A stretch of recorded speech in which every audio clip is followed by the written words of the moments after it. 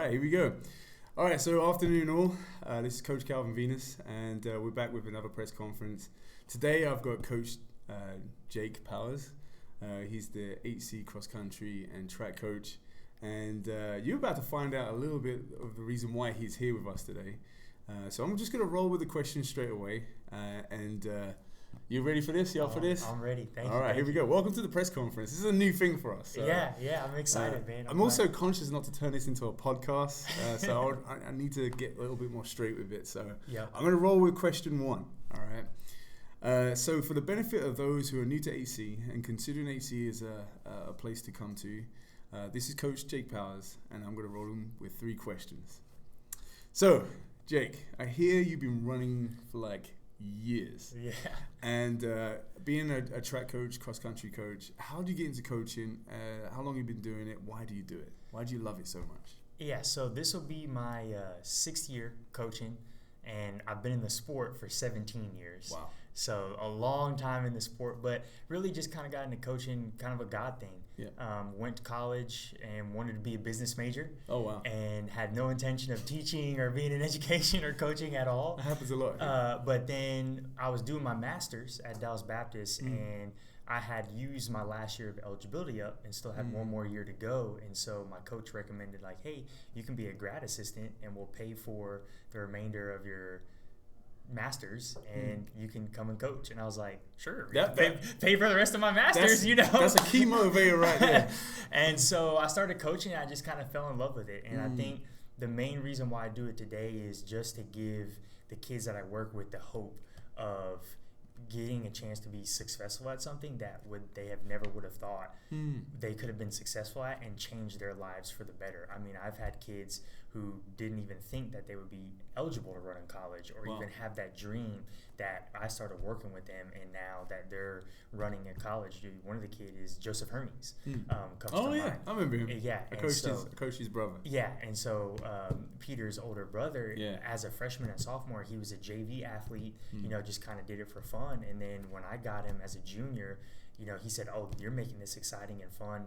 Let's see what we can do." And then as a senior, he was one of the top 5 guys in the SPC as a senior, and that led him to get a scholarship. And now he's running at Trinity University.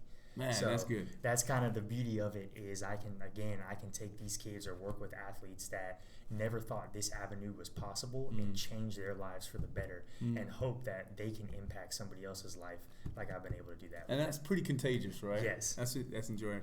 I recognize that as a soccer coach, but this story is not about me, so I'm going to roll with another question for you.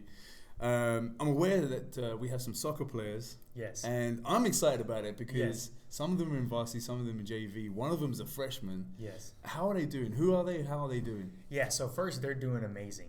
We'll start with varsity.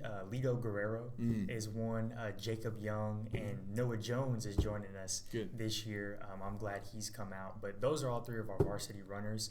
They're doing fantastic. They are top level athletes across the board, doing soccer, and they could probably do anything, and so they're contributing. Lido is our 3rd best guy on the team, Jacob is our 5th best guy on the team, and Noah's our 6th best guy on the team. So for them to not really this be their main sport, to come out here and just contribute at a high level just shows the level of athleticism that they have. Carlos is a freshman this year, and he's going to be really, really, really good. Right. He is a great athlete, and so he's coming out, and he's our top guy on JV and handily. And so I'm convinced by next year he'll be on varsity and helping us continue some of the success that we've had. That's good for a coach from that. Oh, yes. Is there any other, are we missing any soccer players? Johnny Francis, Johnny Francis is one. Sorry, Johnny. Sorry, Johnny. There's so many of y'all, I forget. But he's doing great as well. He really has exceeded expectations. I really haven't put a lot of expectations on him. Let me start by saying that. But for him to be able to, last year as a freshman, he ran the 3rd fastest freshman time in the history of the school. Wow. As a freshman. So he's really come in, and what I love about him is his work ethic is even when he knows he's not in shape, he'll still come out there and get the work done so that he can get in shape. See, this is exciting for me to hear. Yes. And I'm actually hearing, this is like a live report, guys. Yeah. This is, I haven't actually inquired. I stay away. I let these guys work with you until they're eligible to play for soccer. And what's key for me as a coach is that 5 of those guys, or all of them, we mentioned 5 guys, right? Yep. Yeah, they're all in varsity, so that's looking good. So I've got a final question here. I've got it written down here. So the average soccer player runs about 3 to 5 miles per game. It's about 7 in college. Okay. The expectation's a little higher, and there's not unlimited subs, so that's the reason. And we have rich plans to integrate you and your services into soccer. Yes. So that's exciting. I'm excited about that. We haven't discussed it at length, admittedly, because, Houston Christian can get a little busy, but the intentions are there. What could your experience, your enthusiasm, and everything else that you do at HC with track and cross country, some of those experiences, training techniques and stuff, what can we expect? You can tease the folks and me, because I'm finding us out for the first time. I think it's just soccer is one of those sports where you need both endurance and speed in both, right? Because it's not just, they're running 3 to 5 miles, but it's start, stop, start, stop, start, stop.